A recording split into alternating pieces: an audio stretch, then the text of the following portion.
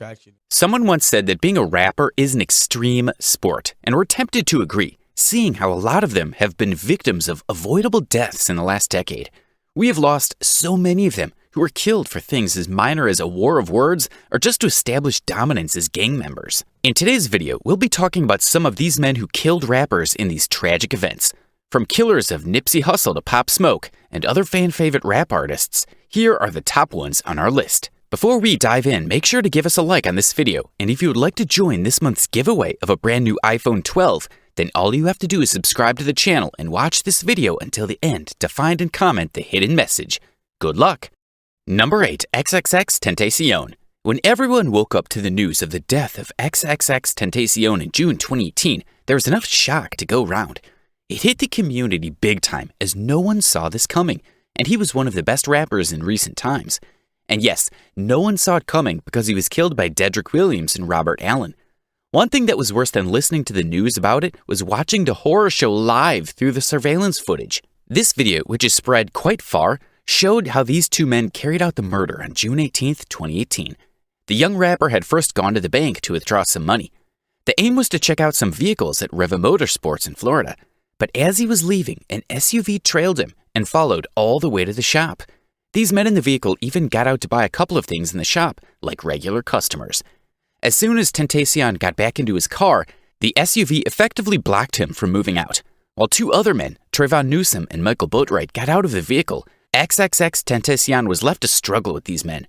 Finally, they shot him multiple times in the neck, made away with a bag full of money, and quickly fled the scene. Sadly, the shots were fatal enough to kill the fast-rising rapper. Eventually, these men were caught and charged with first-degree murder and robbery with a deadly weapon. Number 7. Nipsey Hussle.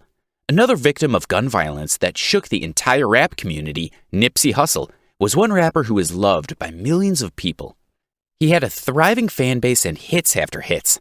Sadly, he didn't make it past March 31st, 2019, which started like any other day.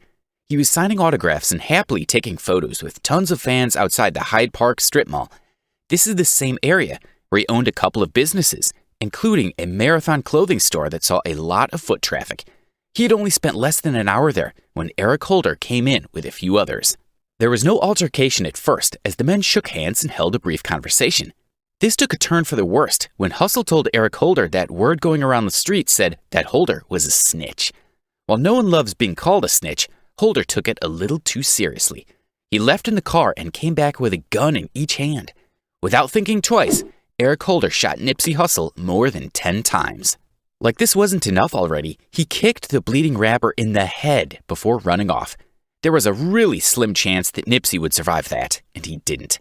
He was declared dead at the hospital while Eric pleaded not guilty to 2 counts of attempted murder, 1 count of murder, and 2 counts of assault with a firearm. Number 6. Ray Gouda. Like in Nipsey Hussle's case, this also started with an argument, this time inside a corner store. We really need to know what's up with people and their fragile egos that think a gun solves everything, even minor arguments. Ray Gouda was shot by 27-year-old Devontae Xavier Johnson, who turned himself in for killing the rapper on July 26, 2020. Ray Gouda, whose name was Ramon Gouda, was shot in the groin at the store on West North Street in Canton, Mississippi. Ray Gouda was quickly rushed to University of Mississippi Medical Center, but he didn't make it past the next day. Funny enough, no one really knows what the argument was all about. Still, we lost an excellent rapper for that one. Number 5. King Von. 26-year-old King Von was caught in the middle of a gunfight outside Monica Hookah Lounge in Atlanta. He and a group of men got into an argument with another group, which turned into an all-out brawl. Unfortunately, what started that night as a celebration of Boss Top's birthday ended with blood and tears after King Von started jumping Quando Rondo.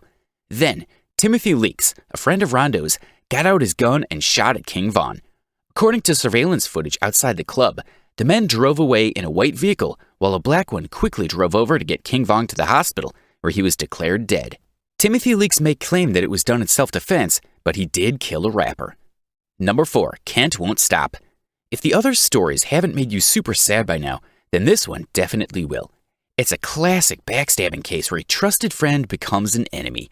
This is what happened to rapper Kent Won't Stop, and his friend Robert Avery Coltrane is sitting right at the center of this tragedy. On October 17, 2020, the rapper was reported missing by family and friends.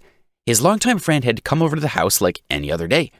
He met Kent Won't Stop's father, and the men told him that they would be driving out. The father didn't see anything to it and never realized that it would be the last time he would see his son alive. A few days after reporting him missing, the rapper was found dead in the trunk of his longtime friend's car.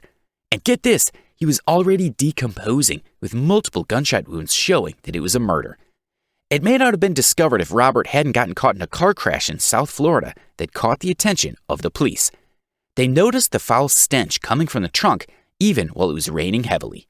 Robert was taken in as soon as the police figured out what was going on. Number 3. YNW Juvie and YNW Sack Chaser. YNW is a rap group run by YNW Melly, who is charged for the deaths of rappers YNW Juvie and YNW Sack Chaser. The real name, Jamel Demons, this rapper had taken to social media to mourn the deaths of Anthony Williams and Christopher Thomas Jr., real names of the YNW members who had been killed in a drive-by shooting in 2018.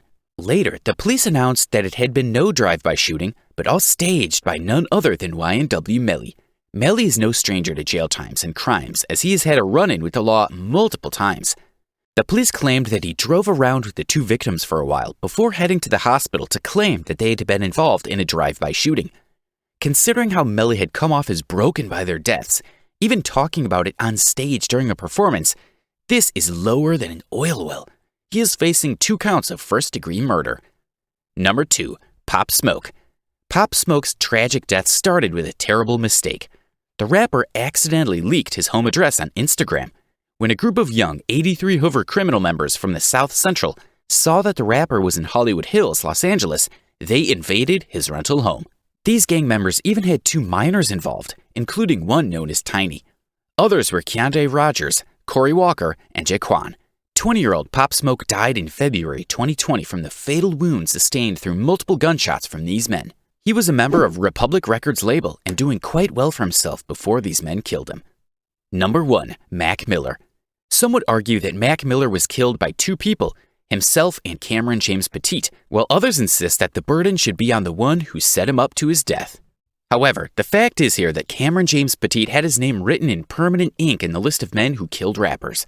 He sold lace drugs to Mac Miller in September 2018, 2 days before Mac died of an overdose. Mac Miller had requested a painkiller, Oxydone, but Petite gave him a counterfeit version laced with fentanyl.